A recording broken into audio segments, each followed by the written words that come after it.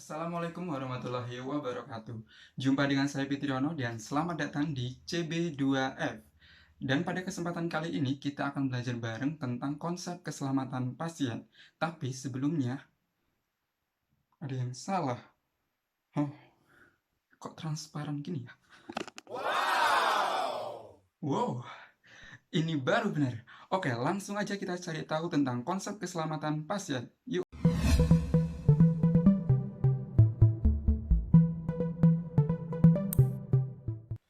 Pada dasarnya, konsep keselamatan pasien atau patient safety diartikan sebagai freedom from accidental injury oleh Institute of Medicine. Sejalan dengan batasan tersebut, Komite Keselamatan Pasien Rumah Sakit atau KPRS mendefinisikan keselamatan pasien atau patient safety sebagai bebas dari cedera atau bebas dari potensial cedera yang diakibatkan oleh medication error saat pemberian pelayanan kesehatan. Dan medication error itu sendiri mengakibatkan insiden keselamatan pasien. Dan berikut adalah jenis-jenis dari insiden keselamatan pasien atau IKP. Yang pertama, kondisi potensial cedera. 2. Kejadian nyaris cedera. 3. Kejadian tidak cedera. 4. Kejadian tidak diharapkan. Dan kelima, kejadian sentinel. Dan langsung saja kita bahas satu persatu. Untuk yang pertama adalah kondisi potensial cedera atau KPC, yaitu kondisi yang dapat menimbulkan cedera namun belum terjadi insiden. Untuk contohnya, misalkan lantai yang setelah dipel masih licin, tetapi tidak dipasang caution wet floor penanda warna kuning yang segitiga itu. Atau misalkan contoh yang lain, Anda sedang berada di loker obat, kemudian Anda menemukan NaCl 3% berlabelkan NaCl 0,9%. Ini sangat berbahaya sekali ya, dan ini juga masih termasuk KPC karena masih di loker obat dan belum terjadi ke pasien. Dan langsung saja ya ke IKP yang kedua, yaitu kejadian nyaris cedera. Kesalahan hampir terjadi pada pasien tetapi berhasil dicegah. Untuk contohnya, misalkan kesalahan dalam pemberian obat, tetapi sebelum sampai ke pasien atau sebelum diberikan ke pasien, berhasil dicegah oleh perawat yang lain. Atau misalkan sudah sampai ke pasien, tetapi ketika kita ambil obat itu, pasien belum meminumnya. Dan untuk IKP yang ketiga adalah kejadian tidak cedera, yaitu suatu kesalahan telah terjadi pada pasien tetapi tidak menimbulkan cedera yang serius. Untuk contohnya, melanjutkan ke contoh yang kedua tadi ya, kesalahan pemberian obat. Obat tersebut telah diminum oleh pasien tetapi tidak menimbulkan efek samping. Kemudian untuk IKP yang keempat adalah kejadian tidak diharapkan, yaitu suatu kondisi di mana pasien telah cedera akibat melaksanakan suatu tindakan atau tidak mengambil tindakan yang seharusnya diambil dan bukan karena penyakit dasarnya atau kondisi pasien.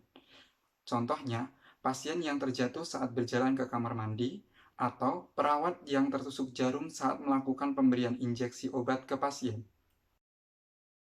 Mengapa pasien jatuh termasuk KTD?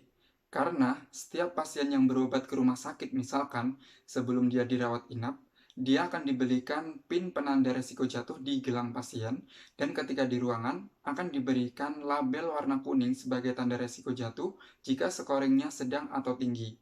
Tujuan dari pemberian pin dan juga label itu adalah untuk mengantisipasi agar pasien itu tidak jatuh.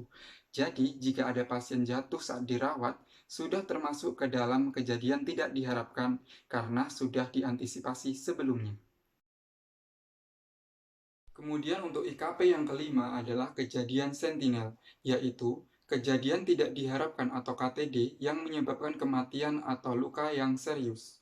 Misalkan, pasien datang ke rumah sakit untuk berobat karena diare, tetapi karena terjatuh di kamar mandi menjadi fraktur atau multiple fraktur. Jadi harus dibedakan dengan contoh di KTD yang awal tadi ya. Kalau di KTD itu pasien jatuh tetapi hanya luka ringan, misalkan memar, lecet, ataupun lebam. Tapi kalau sudah jatuh kemudian stroke hemorrhagic atau fraktur, itu masuknya ke dalam sentinel. Dan ada juga beberapa rumah sakit yang telah menetapkan kejadian sentinel yang harus dilaporkan, diantaranya sebagai berikut.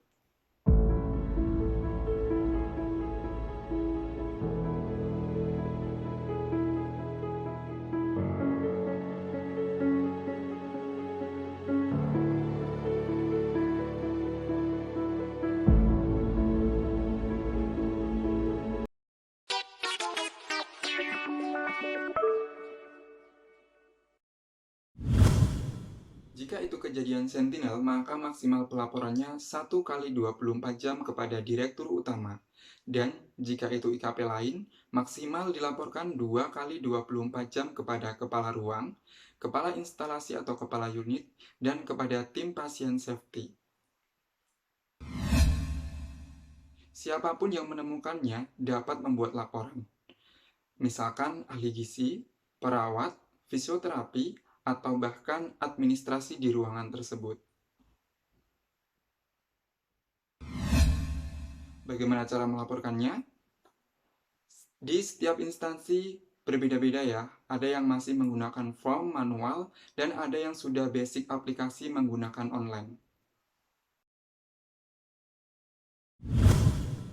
Nah, dan itu tadi adalah 5 jenis dari IKP. Tentunya kalian yang sudah bekerja di rumah sakit ataupun di klinik tidak asing lagi bukan dengan istilah IKP. Dan buat kalian yang masih duduk di bangku kuliah, kalian juga harus tahu dan memahami ya tentang insiden keselamatan pasien.